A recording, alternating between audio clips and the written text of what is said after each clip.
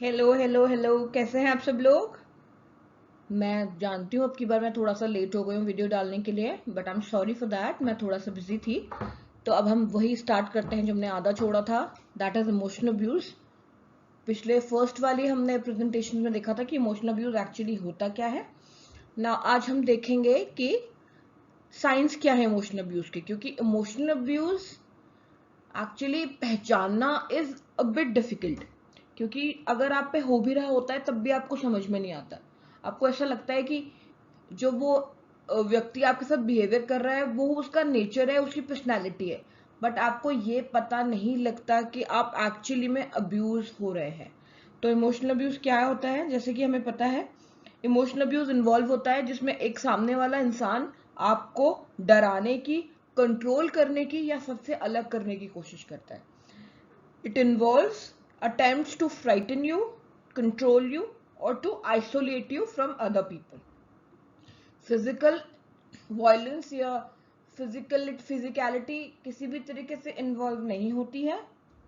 और ये जो एक्शंस हैं उस इंसान के, ये जो बिहेवियर है वो कंसिस्टेंट होगा, तभी हम इसे अब्यूज मानेंगे। ऐसा नहीं कि एक इंस्टेंस में हो रहा है और दूसरे इंस्टेंस में नहीं हो रहा है तो वो अब्यूज नहीं कहलाएगा। जब वो बिहेवियर पैटर्न उसका कंसिस्टेंट होगा काफी समय तक, तब हम मानेंगे कि इमोशनल अब्यूज हो रहा है हमारे ऊपर।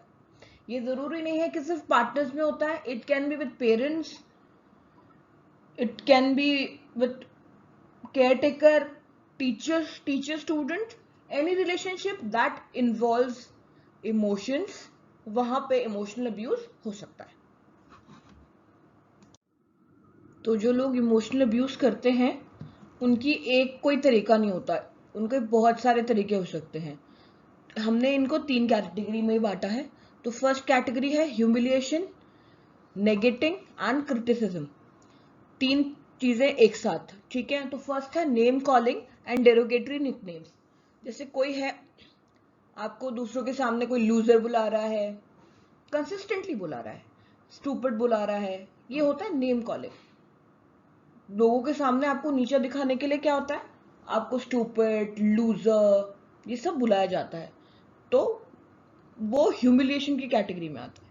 सेकंड है कैरेक्टर असैसिनेशन। इसमें क्या होता है, कोई आपको बोलेगा यार ये तो हमेशा ही लेट होता है। इट्स लाइक अगर आपने कभी कोई गलती की है फॉर वंस, तो ये आपकी वो वो ऐसे बिहेव करते हैं जैसे आप हमेशा ही ऐसे करते हैं। जैसे तुम तो हमेशा ही लेट आती हो, तुम तो हमेशा ही बुरा खाना बनाती हो, है ना। तो ये होता है कि वो एक चीज को उठा के उससे आपका कैरेक्टर असैसिनेट कर देंगे, आपको वो टर्म आपको आपके कैरेक्टर में डाल देंगे कि भाई तुम तो ऐसे ही हो, ठीक है। थर्ड होता है येलिंग। येलिंग मतलब आपको सबको पता है चिल्लाना, बिना बात चिल्लाना।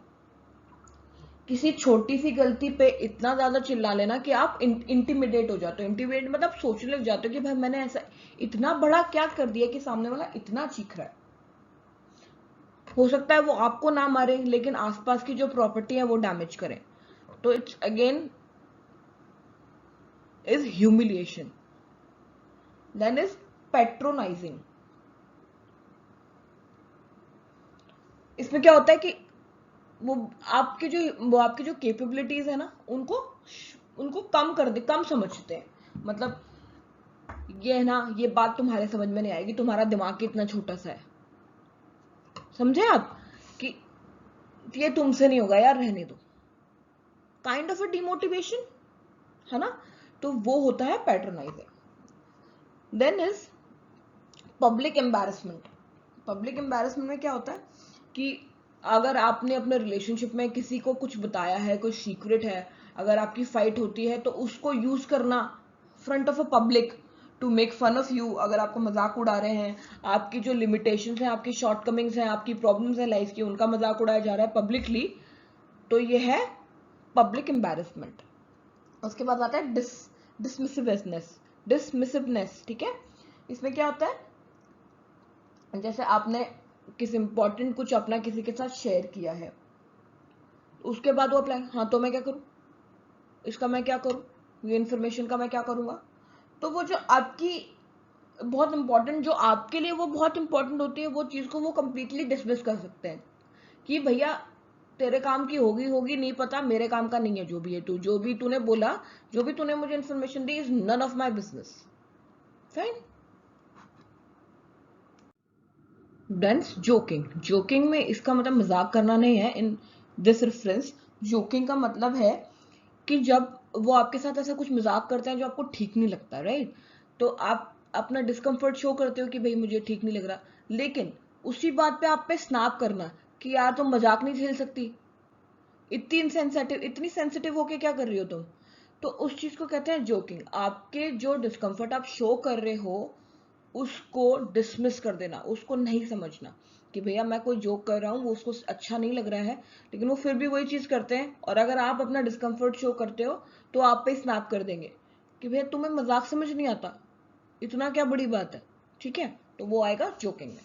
Then insult your appearance, appearance मतलब ये क्या पहन रखा है, कपड़े पहनने नहीं आते, ऐसे पहन के बाहर जाओगी, मेरे साथ नहीं मत जाना ऐसे कपड़े पहन के बाहर, लुक कैसी दिख रही हो तुम, ठीक है, तो जो आपका अपीयरेंस है उसको इंसल्ट कर देंगे वो लोग कभी भी।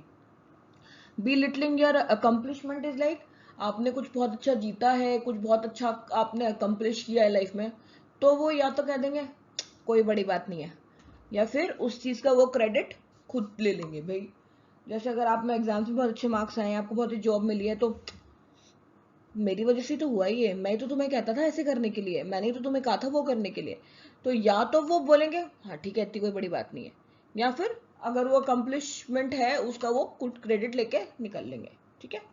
Now putting down your interest, अगर आप कोई हॉबी कर रहे हैं, कुछ मान लिया जो आप पेंटिंग कर रहे हैं या कुछ इंस्ट्रूमेंट बजाना कर रहे हैं, क्या कर रहे हो तुम, आता तो है नहीं तुम्हें, why are wasting your time, कुछ अच्छा नहीं करती हो तुम, you wasting your time, you wasting money, that's it. तो जो आपके इंटरेस्ट है वो पुट डाउन करना है, putting down your interest.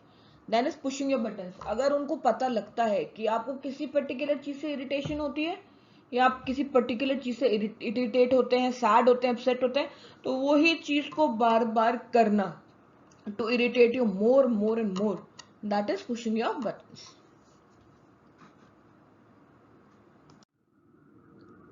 Second है कंट्रोल एंड शेम, इसमें फर्स्ट है मेकिंग थ्रेट्स, आपको डराने की कोशिश की जाएगी, ठीक है, कि जैसे बॉस बोलेगा मैं आपको निकाल दूंगा काम से if you don't do that, बार बार एक ही चीज को रिपीट करना, थ्रेट्स बनाना, मतलब आप एक अच्छे पेरेंट नहीं हो, आप ये नहीं हो, मैं ये कर दूंगा, या मैं शिकायत कर दूंगा आपके पेरेंट्स से if you are doing this, तो ये होता है थ्रेट्स। सेकंड है मॉनिटरिंग योर वेयर अबाउट्स, ऐसे लोग होते हैं ना शक वाले, जो वो होते हैं ये ऐसे कि आप कहाँ हो, मेरे मैसेज का रिप्लाई क्यों नहीं किया, कॉल बैक क्यों नहीं किया, क्या कर रहे थे, where were you, like monitoring करते रहना हमेशा। थर्ड है स्पाइंग ऑन यू डिजिटली, आपके फोन में ट्रैकर डाल दिया, फाइन, आपके फोन को वो, मतलब उनको दिख रहा है आपके फोन में क्या चल रहा है, ऐसी कोई ऐप डाल दी उन्होंने, ठीक है, लाइक आपके पासवर्ड पूछेंगे, या अगर पासवर्ड नहीं पूछेंगे तो कहेंगे पासवर्ड मत लगाओ फोन पे, ऐसे ही छोड़ दो, आपकी इंटरनेट हिस्ट्री चेक करेंगे बार बार, ईमेल्स, टेक्स्ट, कॉल लॉग्स, वहां पे नजर रखेंगे हर तरीके से। देन इज गेस्ट लाइटनिंग, इसका मतलब होता है कि अगर आपको आपने कुछ, अगर आपका आर्ग्यूमेंट हो रहा है और आपने कुछ इवेंट याद दिलाया कि इस बारे में आपने ऐसे कहा था उस टाइम पे, तो लेकिन ऐसा तो कुछ हुआ ही नहीं था, ऐसा तो मुझे कुछ याद नहीं है, मैंने तो ऐसा कुछ नहीं कहा, तो वो कंप्लीटली डिनाई कर देते हैं। तो क्या होता है, जो अब्यूज वाला पर्सन, जो अब्यूज्ड पर्सन होता है, उसको बार बार लगने लगता है यार मैं, मेरी ही मेमोरी में कुछ फॉल्ट है क्या, मैं ही भूल जाती हूँ या मुझे कुछ ज्यादा चीजें याद है, तो वो अपनी मेंटल हेल्थ पे क्वेश्चन करने लग जाता है, अपनी मेमोरी पे क्वेश्चनिंग हो जाती है उसको कि यार ये मना कर रहा है, हर चीज को मना कर देता है, कि मेरे दिमाग में चल रहा है क्या ये सब, मेकिंग ऑल डिसीजंस, सामने वाला सारे डिसीजंस अपने आप लेने की कोशिश करेगा, आपको काम करना है कि नहीं ये डिसीजन वो लेने की कोशिश करेंगे, आपको क्या खाना है, आपको क्या पहनना है, इसलिए कंप्लीटली कंट्रोल, ठीक है, आपके बिहेव पे आपके ऑफिस में फोन करके लीव मांग लेंगे, आप अपने फ्रेंड्स के साथ कितना टाइम स्पेंड करेंगे वो भी वो लोग डिसाइड करेंगे, तो ये होता है completely control. Complete control to your life. उसके बाद होता है controlling your finances, access to finances, मतलब पैसे। आपके पास कितने पैसे आएंगे, आप उनका क्या कर रहे हैं, आप कहाँ यूज कर रहे हैं, आपको कितने पैसे मिलेंगे। अगर आप फाइनेंशियली डिपेंडेंट हैं तो ये चीज बहुत ज्यादा होती है। नहीं मिलेंगे पैसे, इसके लिए काय को चाहिए पैसे, कपड़े क्यों खरीदने, अभी तो खरीदे थे। तो ये चीज होती है। देन है लेक्चरिंग यू कॉन्स्टेंटली।